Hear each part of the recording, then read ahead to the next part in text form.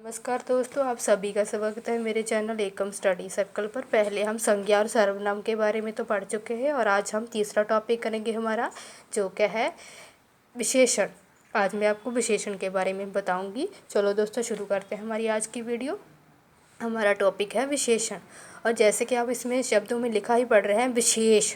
इसमें विशेषण में विशेष जो शब्द का मतलब क्या होता है, किसी की विशेषता, किसी की क्वालिटी, किसी की विशेषता के बारे में, उसके क्वालिटी के बारे में जो शब्द हमें बताते हैं उनको विशेषण कहते हैं। जैसे कि अब हम इसकी पूरी परिभाषा पढ़ेंगे।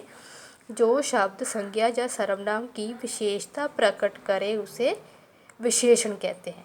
मतलब क्या, जो संज्ञा सर्वनाम की विशेषता को हमें बताते हैं उनको विशेषण बोलते हैं। जैसे कि अच्छा, बुरा, मोटा। जैसे कि वो अच्छा लड़का है, वो बुरा लड़का है, वो बहुत मोटा है। इसमें अच्छा, बुरा और मोटा क्या है, उसकी विशेषता है, उस लड़के की विशेषता, इसलिए ये विशेषण शब्द हुए।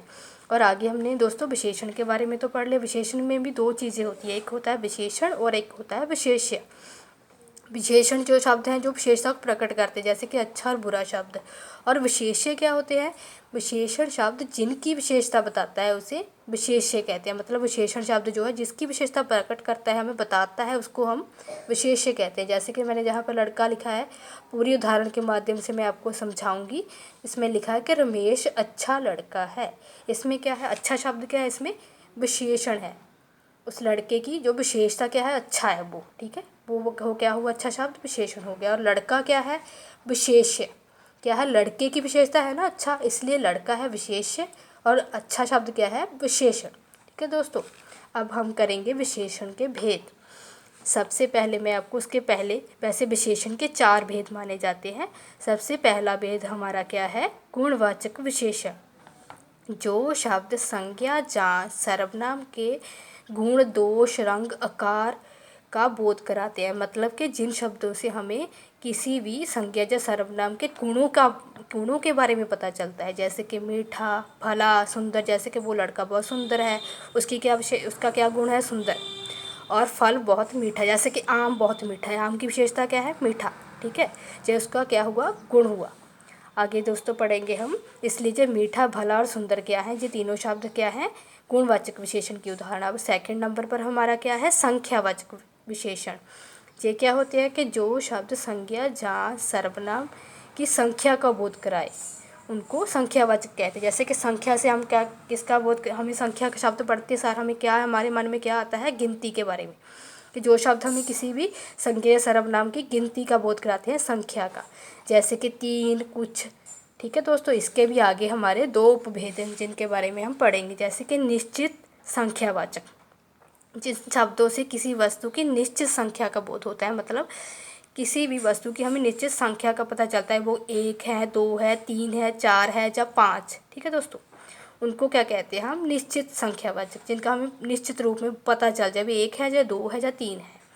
और आगे हमारे है दूसरा उपभेद है हमारा अनिश्चित संख्यावाचक। निश्चित संख्यावाचक का बोध क्या है दोस्तों, इसका मतलब है जैसे कि वहाँ पर निश्चित था कि हमें निश्चित रूप में पता चल गया, और अनिश्चित जब लग गया तब क्या है, हमें जिसका निश्चित रूप में नाम पता हो जाए। कि जो शब्द किसी वस्तु की निश्चित संख्या का बोध नहीं कराते हैं, मतलब निश्चित संख्या का हमें नहीं पता चलता है जिन शब्दों से, उनको हम अनिश्चित संख्यावाचक कहते हैं। जैसे कि इसके उदाहरण है कुछ, कि कुछ पानी दे दो मुझे, थोड़े से चावल दे दो, कई लोग। इनमें क्या है कि निश्चितता, अनिश्चितता का बोध हो रहा है, हमें निश्चित संख्या का पता नहीं चल रहा है, इसलिए यह क्या है, निश्चित संख्यावाचक विशेषण हुए। आगे हमारा 3 नंबर पर है हमारा अगला भेद है परिमाणवाचक। जो शब्द, परिमाण का मतलब क्या है, नाप तोल। जो शब्द किसी वस्तु के नाप तोल का बोध हमें कराते हैं उनको परिमाणवाचक विशेषण कहते हैं। जैसे कि 4 मीटर, 2 लीटर, ये क्या है, किसी चीज़ों की हमें नाप तोल की बारे में बता रहे हैं। इसके भी आगे दोस्तों 2 भेद हैं। निश्चित परिमाणवाचक, वही जो हमने संख्या में पढ़ा था कि जो शब्द किसी वस्तु के निश्चित परिमाण, निश्चित नाप तोल का बोध कराते हैं। जैसे कि 1 किलो आटा 4 मीटर का पड़ा, इसलिए ये क्या है, निश्चित परिमाणवाचक। और अनिश्चित परिमाणवाचक विशेषण कौन से हैं, कि जो शब्द किसी वस्तु के निश्चित परिमाण का बोध ना करवाए। मतलब कि किसी की चीज़ का नाप तोल हमें निश्चित रूप में ना पता चले। जैसे कि थोड़ा सा पानी, कुछाटा, इससे में क्या है, अनिश्चितता हमें प्रकट हो रही है। मतलब किसी भी वस्तु का नापतोल जो है वो हमें पूरे निश्चित रूप में नहीं पता है, इसलिए हमने क्या लगा दिया, थोड़ा सा पानी और कुछाटा। ये सभी क्या है, अनिश्चित परिमाणवाचक की उदाहरण है। आगे दोस्तों हमारा 5 नंबर पर है सर्वनामिक निर्देशवाचक जहाँ संकेतवाचक विशेषण। ये हमारा 4 नंबर का भेद है।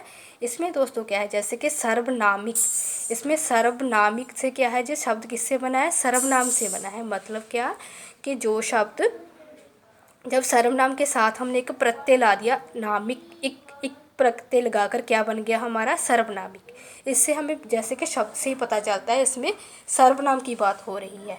अब हम इसकी परिभाषा के बारे में पढ़ेंगे कि जो सर्वनाम किसी संज्ञा से पहले आकर उसकी विशेषता प्रकट करे।